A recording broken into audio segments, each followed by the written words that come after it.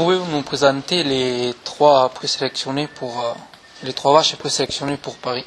Alors, il y a Delia, donc celle qu'on a sortie là, qui aura 6 ans au mois de mai.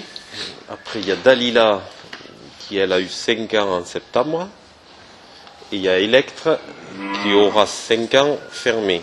Donc, Delia et Dalila vont concourir dans une section qui s'appelle vache gestante de plus de 5 ans.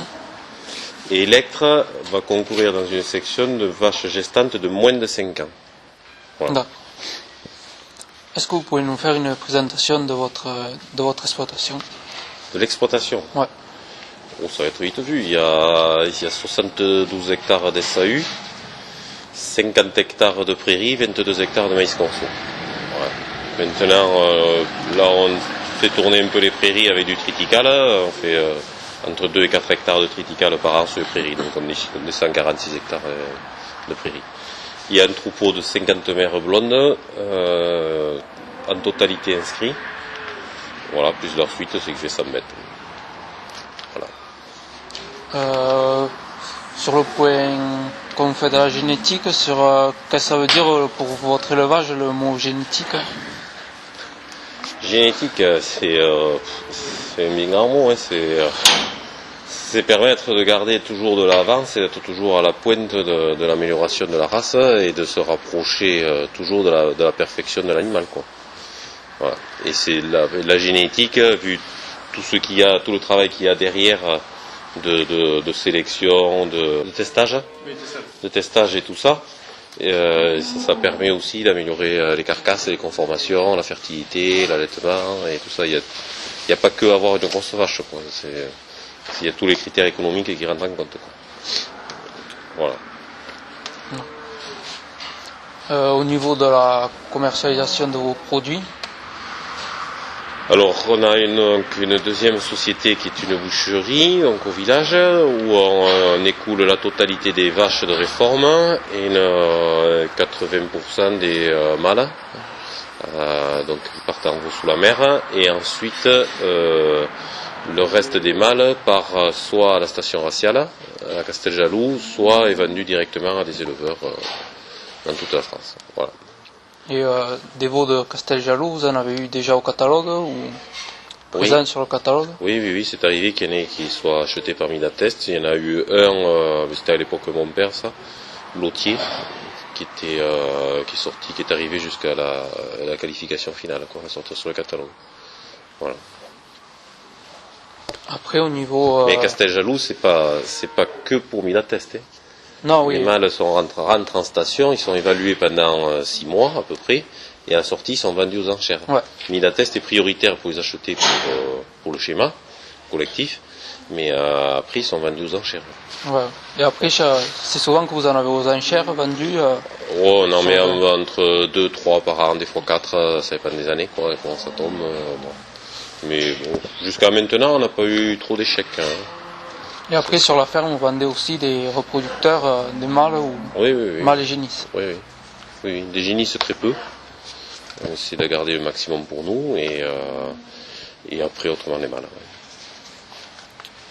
Et au niveau des salons, quels ont été vos plus beaux prix ou,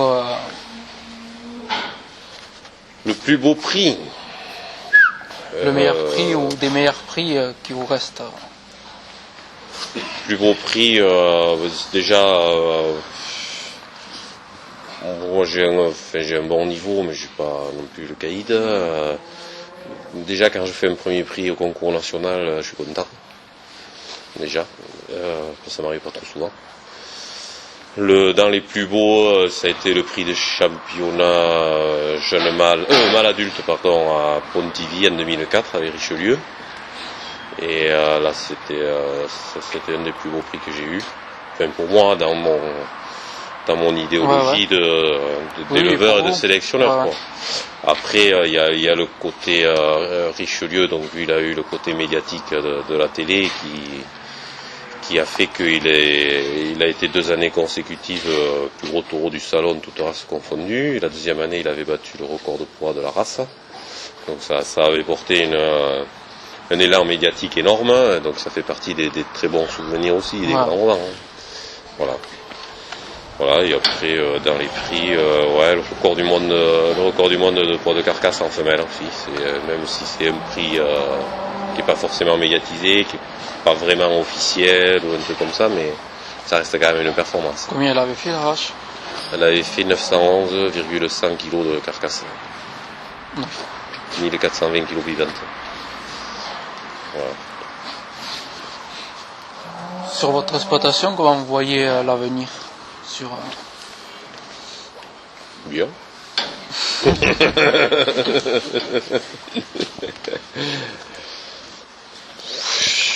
Je pense que ça va pas être tous les jours simple, mais si on s'applique à faire un travail de qualité en raisonnant bien le travail, la partie économique et tout ça, les charges, en maîtrisant les charges, il y a moyen de faire quelque chose. De toute façon, on va vers une période de pénurie de viande, donc tôt ou tard, on va gagner de l'argent.